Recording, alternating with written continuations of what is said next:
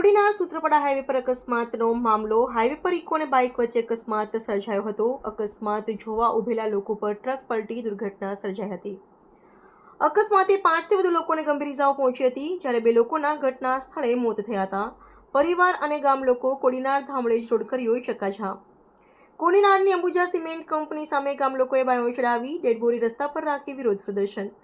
Ambuja cement સામે પરિવારે યોગ્ય વળતરની કરી માંગ. આગેવાનો તથા ટ્રાન્સપોર્ટના માલિકો બેઠક કરી 10 દિવસની અંદર મૃતકોને યોગ્ય વળતર મળે તેવી માંગણીઓ સાથે મૃતદેહનો સ્વીકાર કર્યો હતો. રિપોર્ટર દિનેશ સોલંકી, દિવ્યરા ન્યૂઝ, કોડીનાર. ગઈકાલે રાત્રિના એક દુઃખદ ઘટના બનેલી, જેની અંદર એક્સિડન્ટની અંદર 2 લોકોના મૃત્યુ થયેલા. એમના પરિવારે આજે પીએમ કરાવી અને ડેડ બોડી રોડ ઉપર રાખી અને રોડ બ્લોક કરેલો હતો. એટલે એ લોકોની માગણી એવી હતી કે આને કોઈ કંપની તરફથી વળતર મળે.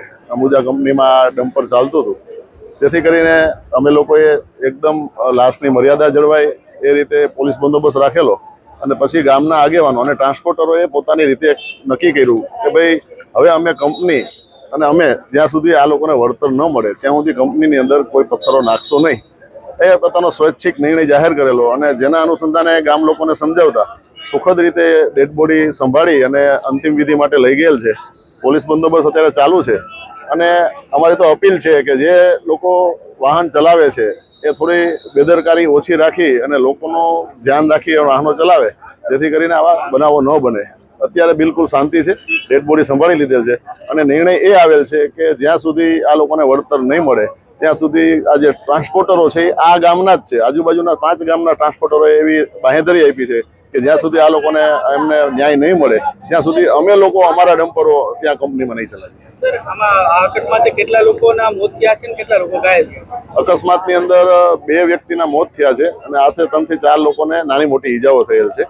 અને 2 લોકોની ડેડ બોડી અત્યારે સંભાળી લીધેલ છે અને પહેલા લોકોની સારવાર ચાલુ છે. ઇવન એક્સિડન્ટ કરનાર જે ટ્રક છે એના ડ્રાઈવરને પણ બહુ ગંભીર ઈજા થયેલ હોય એ પણ દવાખાનામાં હોસ્પિટલાઇઝ છે.